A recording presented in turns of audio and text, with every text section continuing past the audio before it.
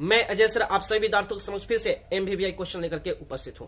आज हम लोग वर्ग 10वीं के विद्यार्थियों के लिए विषय विज्ञान से भाग ब रसायन शास्त्र से पाठ 4 कार्बोनेशन से एक बहुत ही महत्वपूर्ण प्रश्न लेकर के उपस्थित हूं। तो जो भी विद्यार्थी वर्ग 10वीं के एग्जाम की तैयारी करते हैं या किसी भी एग्जाम की तैयारी करते हैं तो वह जरूर पूरे वीडियो को बिना स्किप किए देखने का प्रयास कीजिएगा, क्योंकि इससे एक प्रश्न आपके एग्जाम में रहेंगे।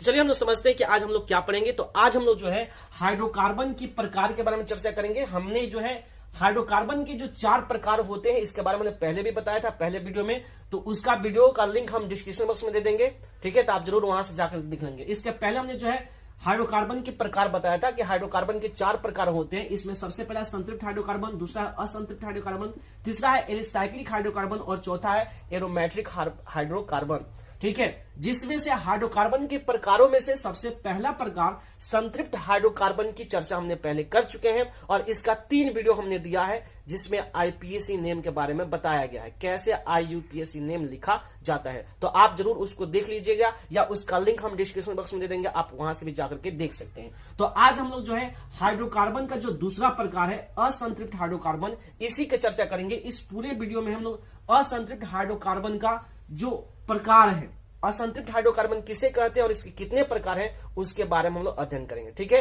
असंतृप्त हाइड्रोकार्बन में जो पहला प्रकार है एल्कीन, एल्कीन समूह का जो आईपीएसी नेम है उसकी विशेष चर्चा हम लोग इस वीडियो में करेंगे। तो आप जरूर इस पूरे वीडियो में ध्यान से बने रहिए और समझने का प्रयास कीजिए कि असंतृप्त हाइड्रोकार्बन किसे कहते हैं और इसके कौन कौन से प्रकार है और उसका आईपीएसी नेम कैसे लिखा जाता है। चलिए हम लोग समझते हैं अब आगे असंतृप्त हाइड्रोकार्बन के बारे में।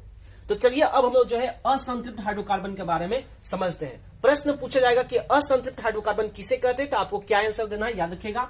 प्रश्न पूछा जाएगा कि असंतृप्त हाइड्रोकार्बन किसे कहते हैं, तो आपको बताना है कि वैसा हाइड्रोकार्बन जिसमें कार्बन परमाणु की चारों संयोजकताएं हाइड्रोजन से पूर्णतः संतृप्त नहीं रहती है उसे असंतृप्त हाइड्रोकार्बन कहते हैं। समझ में आ गया। प्रश्न पूछा जाएगा कि असंतृप्त हाइड्रोकार्बन किसे कहते हैं, तो आपको क्या बताना है, आपको बताना है कि वैसे हाइड्रोकार्बन जिसमें कार्बन परमाणु की चारों संयोजकताएं हाइड्रोजन से पूर्णतः संतृप्त नहीं रहती है उसे असंतृप्त हाइड्रोकार्बन कहते हैं। याद रखिएगा असंतृप्त हाइड्रोकार्बन जो है आपस में द्विबंध या त्रिबंध द्वारा अपनी संयोजकताओं को संतुष्ट करती है। समझ में आ गया। असंतृप्त हाइड्रोकार्बन आपस में द्विबंध या त्रिबंध द्वारा जो है अपनी सभी संयोजकताओं को संतुष्ट करती है। तो आशा करते हैं कि आपको जो है असंतृप्त हाइड्रोकार्बन समझ में आ गया है। चलिए अब हम समझेंगे इसके प्रकार के बारे में। तो याद रखिएगा प्रश्न पूछा जाएगा कि असंतृप्त हाइड्रोकार्बन कितने प्रकार के होते हैं, तो आपको बताना है कि असंतृप्त हाइड्रोकार्बन 2 प्रकार के होते हैं। समझ में आ गया। प्रश्न पूछा जाएगा कि असंतृप्त हाइड्रोकार्बन कितने प्रकार के होते हैं, तो आपको बताना है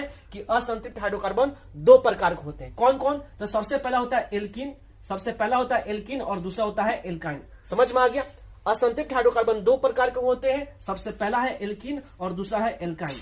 एल्कीन का सामान्य सूत्र होता है CnH2n होता है, जहां पे n बराबर होता है 2 3 4 5 6। ठीक उसी प्रकार एल्काइन का सामान्य सूत्र होता है CnH2n-2, जहां n बराबर होता है 2 3 4 5 6 डॉट डॉट। समझ में आ गया।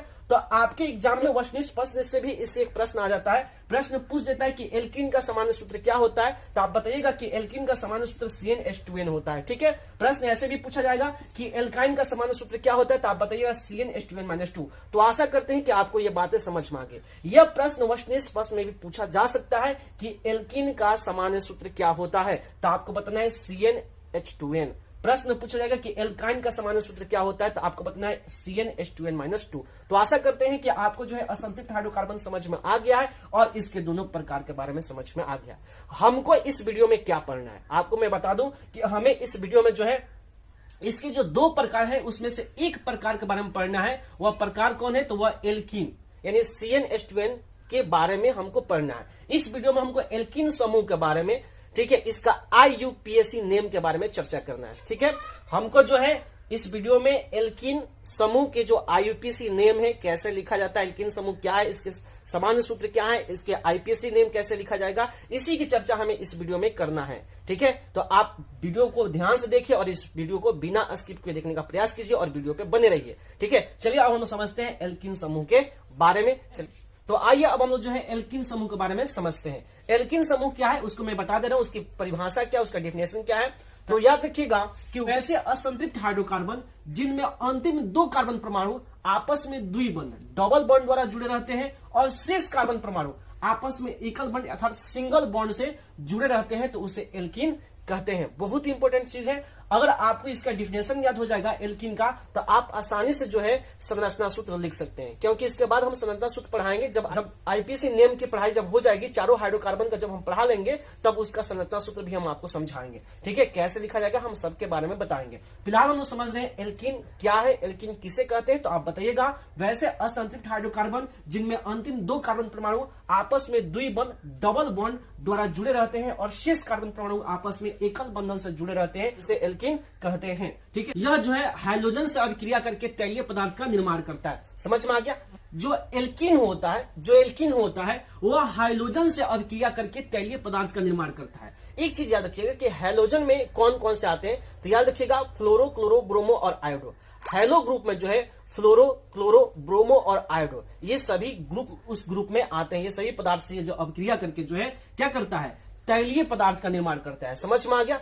यह जो है एल्कीन जो है, यानी यहां पे लिखा कि यह हाइड्रोजन से अभिक्रिया कर तैलीय पदार्थ का निर्माण करता है, इसलिए एल्कीन को ओलिफिन भी कहते हैं। समझ में आ गया? प्रश्न पूछा जाएगा कि एल्कीन को ओलिफिन क्यों कहते हैं, आप क्या कहिएगा? आप कहिएगा कि एल्कीन जो है हाइड्रोजन से अभिक्रिया करके तैलीय पदार्थ का निर्माण करता है, इसीलिए जो है एल्कीन को ओलिफिन कहते हैं। हाइड्रोजन ग्रुप में कौन कौन से पदार्थ होते हैं, यानी हेलो ग्रुप में कौन कौन से पदार्थ होते हैं, तो याद रखिएगा फ्लोरो, क्लोरो, ब्रोमो और आयोडो। फ्लोरो, क्लोरो, ब्रोमो और आयोडो से यह अभिक्रिया करके तैलीय पदार्थ का निर्माण करता है, इसलिए जो है इसे ओलिफिन के नाम से भी जानते हैं। समझ में आ गया? इतनी बातें समझ में आ गई? आशा करते हैं कि आपको इतनी बातें समझ में आ गई। फिर से समझा देते हैं कि एल्कीन किसे कहते हैं, तो याद रखिएगा वैसे असंतृप्त हाइड्रोकार्बन जिनमें अंतिम 2 कार्बन परमाणु आपस में द्विबंध अर्थात डबल बॉन्ड द्वारा जुड़े रहते हैं और शेष कार्बन परमाणु आपस में जो है एकल बंधन से जुड़े रहते हैं, उसे एल्कीन कहते हैं। यह हाइड्रोजन से अभिक्रिया करके तैलीय पदार्थ का निर्माण करता है, इसलिए एल्कीन को ओलिफिन भी कहते हैं। समझ में आ गया? एल्कीन को ओलिफिन क्यों कहते हैं? क्योंकि यह हाइड्रो ग्रुप से यानी हाइड्रोजन से अभिक्रिया करके तैलीय पदार्थ का निर्माण करता है, इसलिए इस ग्रुप को हम लोग ओलिफिन भी कहते हैं। ठीक है, हेलो ग्रुप में कौन कौन से आते हैं, तो क्लोरो, फ्लोरो, ब्रोमो और आयोडो आता है। ठीक है, इतनी बातें समझ में आ गई। चलिए आशा करते हैं कि आपको इतनी बातें समझ में आ गई। चलिए हम लोग बढ़ते हैं आगे। तो याद रखिएगा कि एल्कीन का समान सूत्र क्या होता है, तो CnH2n होता है, जहां n बराबर 2, 3, 4 डॉट डॉट आदि होते हैं। तो आशा करते हैं कि आपको इतनी बातें समझ में आ गई। चलिए अब हम लोग समझते हैं कि एल्कीन समूह का IUPAC नेम कैसे लिखा जाता है। ठीक है, उसको हम लोग बारीकी से समझेंगे और जानेंगे कि मूल शब्द में यानी पूर्व लगन में हम लोग कौन सा ऐसा शब्द जोड़ देंगे, मूल शब्द में कौन सा ऐसा शब्द जोड़ेंगे कि एल्कीन समूह का IUPAC नेम क्या होगा, इसके बारे में चर्चा करेंगे हम लोग आगे। ठीक है, हम लोग समझते हैं अब आगे कि एल्कीन समूह का IUPAC नेम कैसे लिखा जाएगा। आप वीडियो पे बने रहिए और बिना स्किप किए वीडियो को देखने का प्रयास कीजिए। ठीक है, चलिए हम लोग समझते हैं अब आगे। तो चलिए अब हम लोग जो है एल्कीन का सामान्य सूत्र एवं उसका IUPAC नेम कैसे लिखा जाता है उसको समझते हैं। ठीक है, चलिए सभी विद्यार्थी जितने भी विद्यार्थी अगर IUPAC नेम सीख रहे हैं तो वे जरूर इस पूरे वीडियो को बिना स्किप किए देखने का प्रयास कीजिएगा। तो आज हम लोग समझेंगे क्या, तो आज हम लोग समझेंगे कि एल्कीन का सामान्य सूत्र क्या होता है और उसका IUPAC नेम कैसे लिखा जाता है। ठीक है, तो समझेंगे कि एल्कीन का सामान्य सूत्र क्या होता है, तो आप बताइएगा CnH2n होता है, जहां n बराबर 2, 3, 4 डॉट डॉट डॉट आदि होते हैं। इतनी बातें समझ में आ गई। यह प्रश्न वेस्टर्निश प्रश्न में भी पूछा जाता है, बहुत ही इंपोर्टेंट प्रश्न है। आपके एग्जाम में पूछा जाएगा कि एल्कीन का सामान्य सूत्र क्या होता है, तो आप बताइएगा CnH2n, जहां n बराबर 2, 3, 4 डॉट डॉट आदि होते हैं। तो अब हम लोग समझेंगे कि एल्कीन का IUPAC नेम कैसे लिखा जाता है। ध्यान से समझिए, कह रहा है कि एल्कीन में कार्बन परमाणुओं की संख्या के आधार पर मूल शब्द में इन जोड़ करके नाम बोला जाता है। यानी जब भी आप एल्कीन समूह का IUPAC नेम लिखेंगे तो उसके मूल शब्द में क्या जोड़ेंगे, इन जोड़ेंगे। समझ में आ गया ना, मूल शब्द के अंत में इन जोड़ करके उसका IUPAC नेम लिखा जाता है। इतनी बातें समझ में आ गई।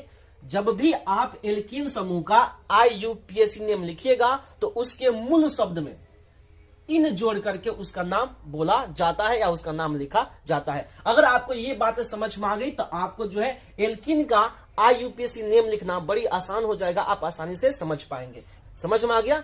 चलिए हम लोग समझते हैं उसको अब यहाँ पे एग्जाम्पल से। अब हम लोग जैसे यहाँ लिखा, जैसे एल्कीन के प्रथम 5 सदस्यों का नाम एवं सूत्र, यानी अब हम लोग जो है एल्कीन का जो है प्रथम 5 सदस्यों का नाम एवं उसके सूत्र को समझते हैं कि कैसे एल्कीन का IUPAC नेम लिखा जाता है। तो उसके मूल शब्द में इन कैसे जोड़ करके उसका आईपीएससी नेम बनाया जाता है, मैं आपको बारीकी से यहाँ पे समझाने जा रहा हूं। तो आप सभी विद्यार्थी बोर्ड पे ध्यान से देखेंगे और मेरी बातों को सुनेंगे गौर से, तभी आप आसानी से जो है उसका आईपीएससी नेम लिख पाएंगे, समझ पाएंगे और बता पाएंगे अपने एग्जाम में। चलिए समझते हैं। तो सबसे पहले आपको जानना है कि एल्कीन का सामान्य सूत्र होता क्या है। तो आपको पता होना चाहिए कि एल्कीन का सामान्य सूत्र CnH2n। समझ में आ गया? इतनी बातें समझ में आ गई। एल्कीन का सामान्य सूत्र होता है CnH2n। अगर मान लीजिए n का मान हम 2 लेंगे, ध्यान से समझिए, हम अब सीख रहे हैं आईपीएससी नेम कैसे लिखा जाता है एल्कीन समूह का। तो हमने n का मान कितना लिया? 2 लिया। देखिए यहाँ पे एल्कीन का सामान्य सूत्र CnH2n होता है, जहां n बराबर 2, 3, 4 डॉट डॉट डॉट आदि होते हैं। हमें 5 सदस्यों का नाम सीखना है यहाँ पे, बड़ी बारीकी से, बड़ी आसान तरीका से, बड़ी सरल तरीका से, ठीक है, बहुत ईजी लगेगा आपको। चलिए यहाँ पे देखेंगे ध्यान से कि एल्कीन का सामान्य सूत्र होता है CnH2n, जहां n का मान हमने 2 लिया। जब n का मान हम 2 लिए तो हमको अणुसूत्र क्या मिलेगा, थोड़ा ध्यान से समझिए। जब हम n का मान 2 लिए तो हमको अणुसूत्र क्या मिलेगा? देखिए यहाँ पे n है, तो n का मान हमने 2 लिया, तो कार्बन की संख्या 2 हो गई H। अब 2 गुण n है, तो 2 गुने 2 यानी C2H, 2 दूनी 4, यानी आपको अणुसूत्र क्या मिला? C2H4 मिला। इतनी बातें समझ में आ गई। हमें जो है अणुसूत्र क्या मिला? C2H4, यानी सामान्य सूत्र CnH2n होता है। जब n का मान हम 2 लिए तो हमें अणुसूत्र क्या मिला? C2H4 मिला। देखिए यहाँ पे Cn, तो Cn के जगह पे हमने 2 लिख दिया, H है तो H लिख दिया, 2 है तो 2, इसमें बीच में कुछ नहीं, तो गुन्ना है तो गुन्ना, n के जगह पे 2 है तो 2 कर दिए, तो C2H, 2 दूनी 4, तो यानी C2H4 हो गया। C2H4 हो गया, यानी n का मान जब 2 लिए तो हमें अणुसूत्र क्या मिला? एल्कीन समूह का पहला अणुसूत्र क्या मिला? C2H4 मिला। ठीक है। अब कह रहा है कि मूल शब्द प्लस अनुलग्न, पूर्व लग्न, यानी मूल शब्द प्लस अनुलग्न। तो यहाँ पे कार्बन की संख्या कितनी है? ध्यान से समझिए, यहाँ पे कार्बन की संख्या कितनी है? 2 है। यहाँ पे C2 लिखा है, यानी कार्बन की संख्या कितनी है? 2। तो जब कार्बन की संख्या 2 होती है तो मूल शब्द क्या होगा? तो मूल शब्द होगा एथ। ये बातें हमने पहले सिखा दिया है, हमने जो है आपको यह बातें सिखा दिया है। कार्बन के परमाणुओं की संख्या की गिनती हमने वीडियो आईपीएससी नेम का जो पहला वीडियो था हमने उसमें सिखा दिया है। आप जाकर के उसको जरूर देख लीजिएगा, या उसका लिंक हम डिस्क्रिप्शन बॉक्स में दे देंगे, आप वहां से भी जाकर के देख लीजिएगा और उस गिनती को सीख लीजिएगा। तभी आपको आईपीएससी नेम ज्यादा समझ में आएगा और आसानी से आप उसका आईपीएससी नेम बना पाएंगे। समझ में आया? तो हमने यहाँ पे क्या बताया? कार्बन की संख्या 2 है। तो जब कार्बन की संख्या 2 होता है तो हम लोग पढ़ते हैं एथ, ETH एथ होता है। अंत में देखिए यहाँ पे मूल शब्द के अंत में इन जोड़ना है। क्या जोड़ना है? इन स्पेलिंग होता है ENE, यानी मूल शब्द के अंत में क्या जोड़ना है? इन जोड़ना है। जब कार्बन की संख्या 2 हो तो पढ़ते हैं एथ, और मूल शब्द के अंत में इन जोड़ना है। अनुलग्न क्या जोड़ना है? इन। देखिए यहाँ पे लिखा है मूल शब्द के अंत में इन जोड़ करके उसका नाम बोलना है, यानी आईपीएससी नेम लिखना है। समझ में आ गया? एल्कीन समूह में मूल शब्द के अंत में इन जोड़ करके उसका आईपीएससी नेम लिखा जाता है। तो यहाँ पे कार्बन की संख्या 2 है तो हमने लिखा एथ, मूल शब्द के अंत में इन जोड़ना है, तो एथ प्लस इन बराबर क्या होगा? आपको संधि विच्छेद आता है ना, आपने जो है संधि विच्छेद पढ़ा होगा हिंदी ग्रामर में, हिंदी में पढ़ा होगा आपने कि एथ प्लस इन बराबर क्या होगा? एथीन होगा। क्या होगा बाबू? एथीन होगा। समझ में आया? यानी C2H4 का आईपीएससी नेम क्या हो गया? एथीन हो गया। अगर आप इसका स्पेलिंग लिखना चाहते तो लिख लेंगे ETHENE, एथीन। समझ में आ गया? यानी कार्बन की संख्या 2, यदि कार्बन की संख्या, सॉरी यहाँ पे देखिए, यदि कार्बन की संख्या 2 तो पढ़ना है एथ, अंत में मूल शब्द के अंत में जोड़ना है इन। एल्कीन समूह में मूल शब्द के अंत में जोड़ना है इन।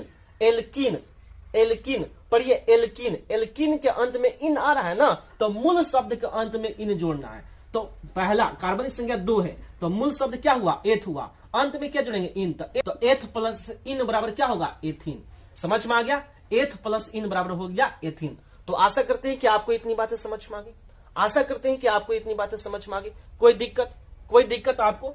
देखिए, कार्बन की संख्या 2 तो पढ़ेंगे एथ, मूल शब्द का अंत में इन जोड़ना है, हमने जोड़ दिया इन। अब एथ प्लस इन बराबर एथीन। समझ में आ गया? कोई दिक्कत नहीं। चलिए बढ़ते हैं हम आगे। अब मान लीजिए यहां पे कार्बन की संख्या 3 हो। मैंने क्या कहा कि यदि कार्बन की संख्या 3 हो तो अणुसूत्र क्या मिलेगा? तो ध्यान से देखेंगे, कार्बन की संख्या 3 यानी n के जगह पे 3 लिखना है, 3 लिख दीजिए। H है तो H कर दिए, 2 है तो 2 गुना 3 बराबर क्या होगा? C3H, 3 दूनी 6, यानी यानी अणुसूत्र क्या मिला, ध्यान से समझिए, यानी अणुसूत्र क्या मिला, C3H6 मिला। अणुसूत्र क्या मिला, C3H6 मिला। ठीक है, अब कार्बन की संख्या यहाँ पे कितनी है, यहाँ पे कार्बन की संख्या कितनी है, 3 है। तो कार्बन की संख्या 3 है तो पढ़ते क्या है, कार्बन की संख्या 3 है तो पढ़ते क्या है, प्रोप पढ़ते हैं, मेथ एथ प्रोप। हमने आपको बताया था ना, जब कार्बन की संख्या 3 हो तो पढ़ते क्या है, मेथ एथ प्रोप, यानी कार्बन की संख्या 3 तो पढ़ेंगे प्रोप। ठीक है, ऐसा गिनती हमने जो है ऑर्गेनिक लेसन में, कार्बन लेसन में जो है आईपीसी नेम जब पढ़ा रहे थे तो उसका पहला वीडियो जो हमने बताया था संतृप्त हाइड्रोकार्बन के बारे में, तो हमने वहां पे गिनती बता दिया है। आप लोग जरूर उसको जाकर के सीख लीजिए, उसको देख लीजिए, पढ़ लीजिए, समझ लीजिए। उसका लिंक हम डिस्क्रिप्शन बॉक्स में दे रहे हैं, आप जरूर उसको देख लीजिएगा वीडियो। ठीक है, जब तक आप शुरू से पूरा वीडियो को नहीं देखेंगे तब तक आपको समझ में नहीं आएगा। ठीक है, तो समझिए ध्यान से कि जब कार्बन की संख्या 3 हो तो पढ़ेंगे प्रोप। इंग्लिश में लिखना है तो PROP प्रोप, अंत में जोड़ेंगे इन का स्पेलिंग होता है ENE। समझ में आ गया, भारी नहीं है भाई, बहुत आसान है, आप ध्यान से समझोगे सब समझ में आएगा। कार्बन की संख्या 3 है, पढ़ेंगे प्रोप, अंत में जोड़ेंगे इन तो हो जाएगा प्रोपीन। क्या हो जाएगा, प्रोपीन। प्रोपीन क्या हो जाएगा, प्रोपीन, PROPENE हो गया क्या, प्रोपीन। समझ में आया, अरे समझ में आया, हो गया क्या, प्रोपीन। कार्बन की संख्या 3 तो पढ़ेंगे प्रोप, अंत में जोड़ेंगे इन तो प्रोप प्लस इन बराबर प्रोपीन। ठीक है, तो आशा करते हैं कि आपको ये आईपीसी नेम समझ में आ गया। चलिए अब आगे बढ़ते हैं। अगर मान लीजिए हम कार्बन की संख्या यहाँ पे 4 लेते हैं, मान लीजिए हमने क्या किया, कार्बन की संख्या 4 लिया, तो क्या हमको अणुसूत्र मिलेगा, देखो ध्यान से, यहाँ पे ध्यान से देखो, कार्बन की संख्या 4 यानी N के जगह पे 4 लिखेंगे और H तो 2 गुने 4 तो 4 दूनी 8 यानी C4H8 होगा। क्या होगा, C4H8 यानी N का मान 4 लिए तो अणुसूत्र क्या मिला, C4H8 मिला। ये बातें समझ में आ गई। कार्बन की संख्या कितनी है, अब 4 है। यहाँ पे देखिए कार्बन की संख्या कितनी है, 4 है। जब कार्बन की संख्या 4 है तो पढ़ेंगे क्या, तो कार्बन की संख्या जब 1 रहता है तो पढ़ते हैं मेथ, कार्बन की संख्या जब 2 रहता है तो पढ़ते हैं एथ, कार्बन की संख्या 3 रहता है तो पढ़ते हैं प्रोप, अब कार्बन की संख्या 4 रहता है तो पढ़ते हैं ब्यूट। यानी क्या होगा बाबू, ब्यूट होगा। क्या होगा, ब्यूट, BUT ब्यूट। अंत में क्या जोड़ना है, इन जोड़ना है, ENE यानी कार्बन की संख्या 4 तो पढ़ेंगे ब्यूट, मूल शब्द के अंत में जोड़ना है इन, यानी एल्किन समूह में, एल्किन नाम से ही इन आ रहा है, एल्किन नाम से ही इन आ रहा है, यानी अंत में इन जोड़ना है। तो ब्यूट प्लस इन, ब्यूट प्लस इन, ब्यूट प्लस इन बराबर क्या होगा, ब्यूटीन होगा। ब्यूट प्लस इन बराबर क्या होगा, ब्यूटीन होगा। BUTENE कहां भारी है, कहां भारी है, आप लोग बोलते हो बहुत भारी है, कहां भारी आईपीसी नेम लिखना बहुत आसान है। एग्जाम में प्रश्न पूछा जाएगा C4H8 का नाम बताओ, एग्जाम में प्रश्न पूछा जाएगा C4H8 का आईपीसी नेम बताओ, क्या बताओगे, ब्यूटीन। क्या बताओगे, ब्यूटीन। समझ में आया, क्या बताओगे, ब्यूटीन। समझ में आया कि नहीं आया, एग्जाम में प्रश्न पूछेगा C4H8 का आईपीसी नेम बताओ, क्या बताओगे, ब्यूटीन। आसान है, आसान है, समझ में आ रहा है, समझ में आ रहा है। चलो आशा करते हैं कि समझ में आ रहा है। चलिए 5 नंबर लेते हैं, यानी कहने का मतलब है N का मान 5 लेते हैं। चलो अब हम लोग N का मान 5 लेते हैं, तो 5 लेंगे तो क्या प्राप्त होगा बाबू, अणुसूत्र। ध्यान से समझो, यहाँ पे हमने N का मान 5 लिया तो हमें अणुसूत्र क्या मिलेगा, ध्यान से समझो। यहाँ पे N है तो N के जगह पे हमने 5 लिख दिया, H है तो H 2 गुने N के जगह पे 5 रखेंगे, क्या मिलेगा, C5H 5 दूनी 10 यानी C5H10, C5H10 क्या मिलेगा, हमें क्या मिलेगा, C5H10 मिलेगा, हमें क्या मिलेगा, C5H10 मिलेगा। समझ में आया, अरे भारी है, बिल्कुल आसान है, लॉलीपॉप है, आप समझ तो लो, बढ़िया से समझ लो, आसान है आईपीसी नेम लिखना। C5 कर रहा है, C5 यानी जब कार्बन की संख्या 5 हो तो मूल शब्द क्या होगा, कार्बन की परमाणु संख्या की गिनती हमने आपको सिखाया था। जब कार्बन की संख्या 5 है तो पढ़ेंगे क्या, तो देखो 2 है तो पढ़ेंगे एथ, 3 है तो पढ़ेंगे प्रोप, 4 है तो पढ़ेंगे ब्यूट, तो 5 है तो क्या पढ़ेंगे, पेंट पढ़ेंगे। 5 है तो पढ़ेंगे क्या, पेंट। 5 है तो पढ़ेंगे क्या, पेंट। पेंट का स्पेलिंग PENT, अंत में जोड़ेंगे इन का स्पेलिंग ENE बराबर क्या होगा बताओ, पेंट प्लस इन बराबर क्या होगा बताओ, पेंटिन होगा। क्या होगा, पेंटिन। इंग्लिश में लिखना चाहते तो लिख लो पेंटिन, पेंटिन। समझ में आ गया, इंग्लिश में लिखना चाहते तो लिख लो पेंटिन। समझ में आया कि नहीं आया, समझ में आया कि नहीं आया। का मान 5 तो अणुसूत्र क्या मिला, C5H10, C5H10 तो C5H10 यानी कार्बन की संख्या 5 तो पढ़ेंगे पेंट, अंत में जोड़ेंगे इन, तो पेंट प्लस इन बराबर मिला हमको पेंटिन, मिला हमको पेंटिन। तो आशा करते हैं कि आपको ये बातें समझ में आ गई। अब आपके एग्जाम में प्रश्न पूछाएगा C5H10 का आईपीसी नेम क्या है, तो आपको बताना है पेंटिन, आपको बताना है पेंटिन। तो चलिए अब हम लोग बढ़ते हैं आगे। मान लीजिए यदि n का मान 6 हो, हमने क्या बताया कि n का मान 6 हो तो हमें अणुसूत्र क्या मिलेगा, ध्यान से समझिए। कार्बन की संख्या क्या मिलेगी हमको, तो n का मान 6 है तो कार्बन की संख्या हो गई 6 और H कितना मिलेगा, तो 2 गुने 6 यानी C6H 6 दूनी 12 यानी C6H12 मिलेगा। क्या मिलेगा, C6H12, ध्यान से समझेंगे क्या मिलेगा, C6H12 मिलेगा। समझ में आया कि नहीं आया, C6H12 मिलेगा हमको, क्या मिलेगा, C6H12 मिलेगा। अब कार्बन की संख्या कितनी है, 6 है। आप बताओ कार्बन की संख्या कितनी है, 6 है, तो पढ़ोगे क्या, तो कार्बन की संख्या 1 होती है तो पढ़ते हैं मेथ, कार्बन की संख्या 2 है तो पढ़ेंगे एथ, कार्बन की संख्या 3 है तो पढ़ेंगे प्रोप, कार्बन की संख्या 4 है तो पढ़ेंगे ब्यूट, कार्बन की संख्या 5 है तो पढ़ेंगे पेंट, तो कार्बन की संख्या 6 है तो पढ़ेंगे क्या, हेक्स पढ़ेंगे, हेक्स, क्या पढ़ेंगे, हेक्स। कोई दिक्कत, कार्बन की संख्या 6 तो पढ़ेंगे हेक्स, तो HEX, हेक्स, HEX। अंत में जुटेगा इन, अंत में क्या जुटेगा, इन, ENE। अब हेक्स प्लस इन बराबर क्या होगा, तो हेक्स प्लस इन बराबर होगा हेक्सिन, हेक्सिन, क्या होगा, हेक्सिन, हेक्स प्लस इन बराबर होगा हेक्सिन। समझ में आ गया, समझ में आ गया, हेक्स प्लस इन बराबर क्या होगा, हेक्सिन। तो आशा करते हैं कि आपको ये बातें समझ में आ गई है। हेक्स प्लस इन बराबर क्या होगा, हेक्सिन, HEXENE, स्पेलिंग सुनाई दे रहा है, HEXENE, हेक्सिन। समझ में आ गया, स्पेलिंग सुनाई दे रहा है, HEXENE, हेक्सिन। समझ में आया, एक हेक्स प्लस इन बराबर हेक्सिन। तो आशा करते हैं कि आपको यह आईपीसी नेम समझ में आया। अगर आप इसका स्क्रीनशॉट लेना चाहते हैं तो ले लीजिए, अगर आपको स्क्रीनशॉट लेना ले लीजिए, हम हट गए हैं, ले लीजिए। चलिए आशा करते हैं कि आपने इसका स्क्रीनशॉट ले लिया है। अगर आपको लगता है कि सभी प्रश्न इंपॉर्टेंट है और आपके एग्जाम के लिए उपयोगी है, जरूर आप मेरे चैनल को सब्सक्राइब कीजिएगा, ठीक है। चलिए हम फिर से समझा देते हैं एग्जाम में प्रश्न पूछेगा कैसे, तो आप ध्यान से समझ लीजिए। पहली चीज है, मैंने जितनी चीजें हमने आपको बताई, ये 5 एग्जाम्पल हमने बताया, तो आप ध्यान से समझ लीजिए। मैं इसको मिटा दे रहा हूं, यहाँ पे साफ आपको स्पष्ट दिखाई देगा, मैंने मिटा दिया, ठीक है। चलो अब हम समझते हैं बारीकी से। हमने जो भी बातें बताई, यहाँ पे जो भी चीजें मैंने लिखा, उसको बारीकी से सही तरीका से समझ लो। सबसे पहले हम लोग समझेंगे कि एल्कीन का सामान्य सूत्र क्या होता है, तो होता है CnH2n, जहां n बराबर 2, 3, 4 डॉट डॉट डॉट आदि होते हैं। इतनी बातें समझ में आ गई बाबू। एल्कीन का सामान्य सूत्र क्या होता है, CnH2n होता है, जहां n बराबर 2, 3, 4 डॉट डॉट आदि होते हैं। एग्जाम में कई बार पूछा गया प्रश्न, आपके एग्जाम में 1 नंबर में पूछेगा कि एल्कीन का सामान्य सूत्र बताओ, क्या बताओगे, CnH2n बताओगे, ठीक है। अब इसका पूछेगा कि इसका आईपीएसी नेम कैसे लिखा जाता है, या इस पे प्रश्न पूछ देगा कि एल्कीन का कोई अणुसूत्र दे देगा और कहेगा बताओ इसका आईपीएसी नेम क्या है। चलिए इसको समझ देते हैं कैसे लिखना है। तो याद रखिएगा, एल्कीन में कार्बन परमाणुओं की संख्या के आधार पर मूल शब्द में इन जोड़ करके इसका नाम बोलना है। जैसे एल्कीन के प्रथम 5 सदस्य एवं उसके नाम एवं उसके अणुसूत्र मैंने यहाँ पे दिखाया है, मैंने आपको बताया है, तो आप जरूर इसको बारीकी से फिर से समझ लीजिए, ठीक है। यदि n का मान 2 है, यहाँ पे ध्यान से समझिए। पहला हमने दिया सामान्य सूत्र, दूसरा दिया n का मान, तीसरा दिया अणुसूत्र, चौथा दिया पूर्वलग्न, मूल शब्द, अनुलग्न और पांचवा दिया आईपीएसी नेम। सामान्य सूत्र होता है एल्कीन का CnH2n।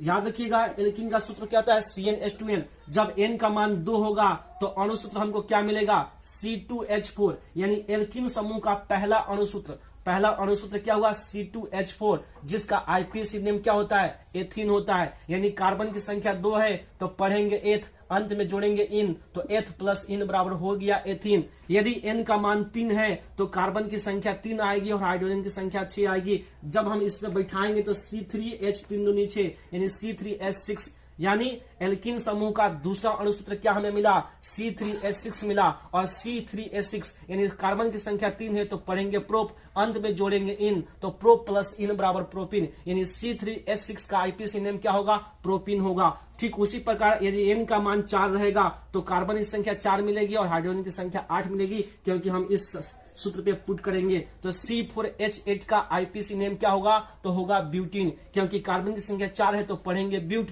अंत में जोड़ेंगे इन, तो ब्यूट प्लस इन बराबर हो गया ब्यूटीन। अगर कार्बन की n का मान 5 होगा, यदि n का मान 5 होगा तो कार्बन की भी संख्या 5 मिलेगी और हाइड्रोजन 5 दूना 10 मिलेगा, यानी C5H10 का आईपीसी नेम क्या होगा? पेंटेन। क्योंकि C5 को पढ़ते हैं पेंट, अंत में जोड़ेंगे इन, तो पेंट प्लस इन बराबर हो गया पेंटीन। उस तरह यदि n का मान 6 हो तो हम लोग जब इस सूत्र पे बिठाएंगे CnH2n पे तो अणुसूत्र हमको क्या मिलेगा? C6H12 मिलेगा। कार्बन की संख्या 6 है तो पढ़ेंगे हेक्स, अंत में जोड़ेंगे इन, तो हेक्स प्लस इन बराबर हो गया हेक्सिन। समझ में आ गया? यानी C6H12 का IUPAC नेम क्या होगा? हेक्सिन होगा। समझ में आ गया? C6H12 का IUPAC नेम क्या होगा? हेक्सिन होगा। तो आशा करते हैं कि आपको जो है इसका IUPAC नेम समझ में आया। भाई किसका? एल्किन समूह का IUPAC नेम आपको समझ में आ गया है। अगर आपको लगता है कि सभी प्रश्न इंपॉर्टेंट है और आपके एग्जाम के लिए उपयोगी है तो जरूर आप मेरे चैनल को सब्सक्राइब कीजिएगा, वीडियो को लाइक कीजिएगा, साथ ही साथ इस वीडियो को शेयर कीजिएगा और बेल आइकन को जरूर दबाइए ताकि इस तरह के MVVI क्वेश्चन आपका स्क्रीन पर सबसे पहले मिले और आप अपने एग्जाम की बेहतर से बेहतर तैयारी कर सकें। ध्यान रखिए इसका सेकेंड वीडियो फिर आएगा, यानी असंतृप्त हाइड्रोकार्बन का अगला वीडियो, यानी इसका दूसरा प्रकार, असंतृप्त हाइड्रोकार्बन का दूसरा प्रकार आपको कल मिलेगा। अगर आपको दूसरा प्रकार देखना है तो आप जरूर बेल आइकन को दबाइए ताकि उसका नोटिफिकेशन आपको सबसे पहले मिले और आप अपने एग्जाम की बेहतर से बेहतर तैयारी कर सके और आप उस वीडियो को सबसे पहली बार देखें। इसके साथ बिहार बोर्ड के जितने भी विद्यार्थी हैं, साथ ही साथ इस देश के जितने भी युवा हैं जो किसी भी कॉम्पिटेटिव एग्जाम की तैयारी करते हैं, उन सभी मित्रों को, सभी दोस्तों मेरी तरफ से बेस्ट ऑफ लक। जय हिंद, जय भारत।